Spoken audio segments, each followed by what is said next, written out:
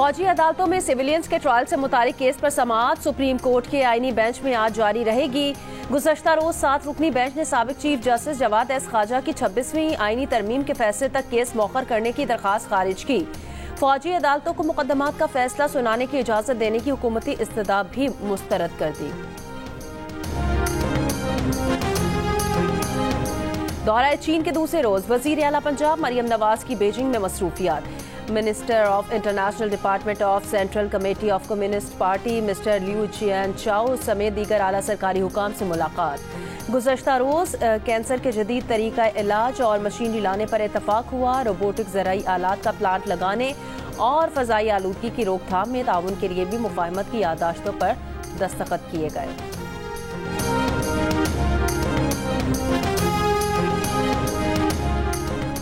पाकिस्तान का आइन तमाम शहरियों को बुनियादी हुकूक की जमानत देता है। इंसानी हुकूक के फरोग से अपने लोगों को बाइख्तियार बनाने के लिए पुरअज़्म है।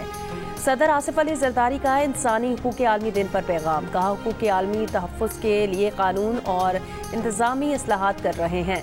सदर जरदारी का आलमी बरादरी से फ़लस्तीन में इसराइली बर्बरियत के खात्मे के लिए अमली इक़दामात का मुतालबा। शाम पर इसराइल का बड़ा हमला, फौजी हेडक्वार्टर, फजाई और बहरी अड्डों पर हमले। लबनानी मीडिया का दावा है इसराइली फौज के टैंक दमिश्क के करीब पहुंच चुके हैं।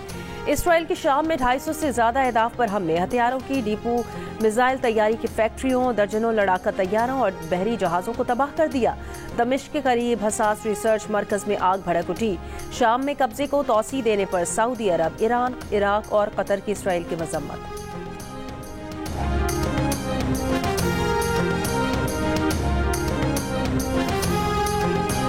पेशावर हाई कोर्ट से पीटीआई रहनुमा असद कैसर को 31 दिसंबर तक राहदारी जमानत मिल गई।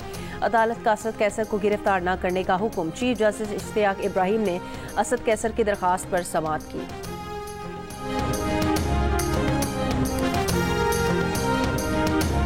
चिल्लास में शाहराह कराकरम पर 20 घंटों से दिया मरभाषा डैम के मुतासरीन का धरना जारी। रास्ते बंद, गाड़ियों की कतारें लग गई। मुजाहिरीन का कहना है जब तक वापडा मुतालिबात मंजूर नहीं करता तब तक धरना जारी रहेगा। मुल्क के बेशतर हिस्सों में सर्दी की शिद्दत में इजाफा। स्कर्दू सर्द तरीन मकाम, कम से कम दर्जा हरारत -11 डिग्री रिकॉर्ड। कोयटा और मालम जबा -4, ज़ियारत -3, जबकि मरी में सर्दी का पारा -1 तक गिर गया। सुबह सवेरे इस्लामाबाद का दर्जा हरारत 3, लाहौर 6, पेशावर 7, कराची में 10 डिग्री रिकॉर्ड।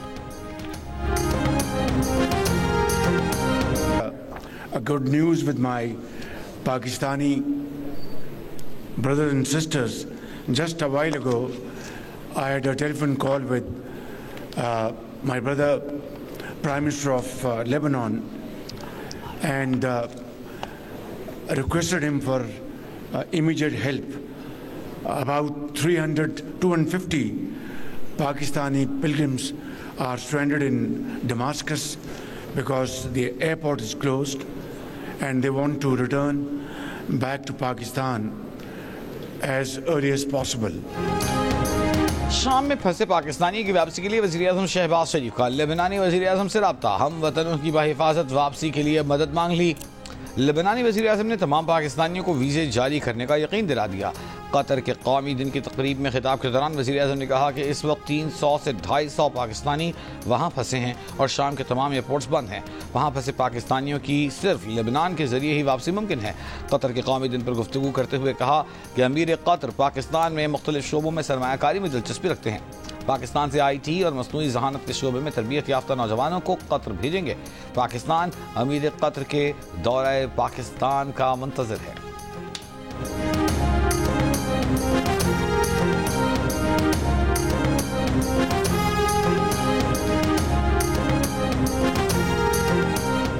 सलामती काउंसिल शाम की इलाकाई सालमियत और इत्तेहाद के तहफ़्फ़ुज़ की ज़रूरत पर कमो बेश मुत्तहिद है। रूसी सफ़ीर के सलामती काउंसिल के बंद कमरा इजलास के बाद मीडिया से बातचीत। इजलास का एलामिया बाद में जारी किया जाएगा। अमेरिकी सफीर का कहना है, हमारी तवज्जो इस पर मरकूज है कि सूरत हाल किस तरफ जा रही है। देखेंगे कोई निगरान अथॉरिटी आती है जो शामी अवाम के हुकूक और वकार का एहतराम करे।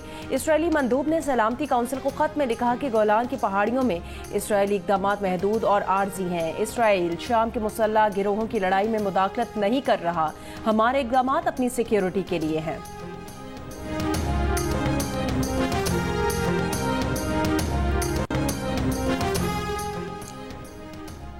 फौजी अदालतों में सिविलियंस के ट्रायल कल अदम करार देने की दरखास्तों पर समाअत सुप्रीम कोर्ट के आईनी बेंच में जारी रहेगी। गुज़िश्ता रोज 7 रुकनी बेंच ने साबिक चीफ जस्टिस जवाद ख्वाजा की 26वीं तरमीम से मुताल्लिक फैसले तक केस मुअख्खर करने की दरखास्त खारिज कर दी थी।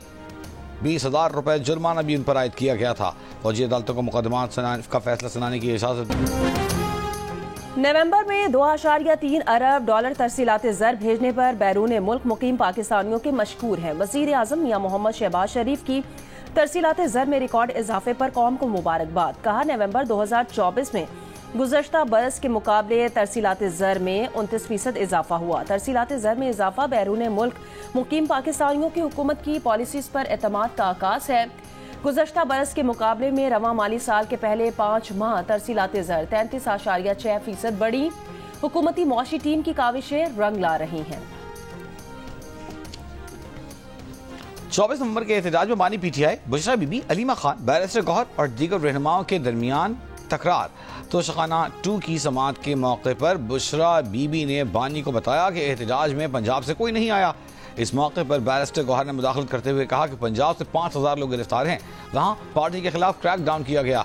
अलीमा खान ने कहा, वकील फैसल चौधरी से पूछा कि बानी पीटीआई को जेल में अखबारात और दीगर सहूलियात क्यों फराहम नहीं की जा रही। फैसल चौधरी ने जवाब दिया कि वो जो कर सकते हैं कर रहे हैं। पार्टी के सीनियर ओहदेदार इस मामले पर अदालत क्यों नहीं जाते। अलीमा खान ने पूछा कि अदालत ने जो मॉनिटरिंग कमीशन कायम किया था उसका क्या हुआ।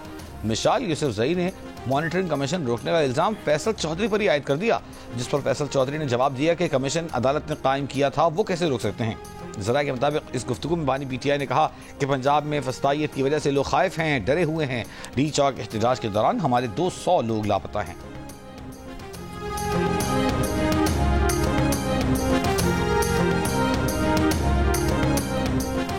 मौलाना फजल रहमान के अल्टीमेटम के बाद मदारिस के रजिस्ट्रेशन और इस्लाहात से मुतालिक हुकूमती इजलास। उलमा कराम का मदारिस को वजारत तालीम के मातहत डायरेक्ट रिलीजियस एजुकेशन के साथ ही मुंसलिक रखने पर इतफाक।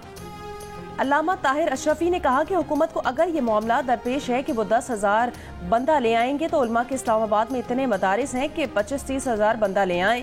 तालीम को तालीम और सियासत को सियासत के मैदान में देखना चाहते हैं। इस्लामी नजरियाती काउंसिल के सरबरा अलामा रागिब नईमी ने कहा कि मदारिस के निज़ाम को किसी बैरूनी एजेंडे से खतरा नहीं। मुफ्ती अब्दुल रहीम ने मशवरा दिया, जो मदारिस वजारत सनत और तिजारत की तरफ जाना चाहते हैं उनको जाने दिया जाए। मौलाना अब्दुल खबीर आज़ाद का इत्तेहाद और यगानगत पर जोर। अल्लामा जवाद नकवी ने कहा, हुकूमत मौलाना फजल रहमान से मुज़ाकरात करे।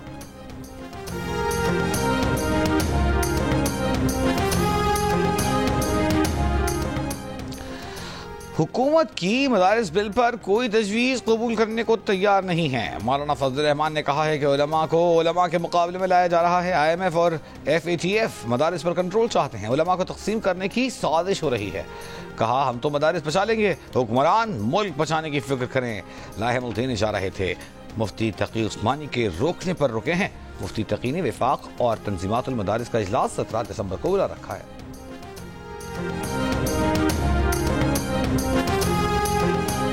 खैबर पख्तूनख्वा हुकूमत ने KP हाउस इस्लामाबाद में पुलिस कार्रवाई पर IG इस्लामाबाद के खिलाफ FIR दर्ज न करने का फैसला कर लिया।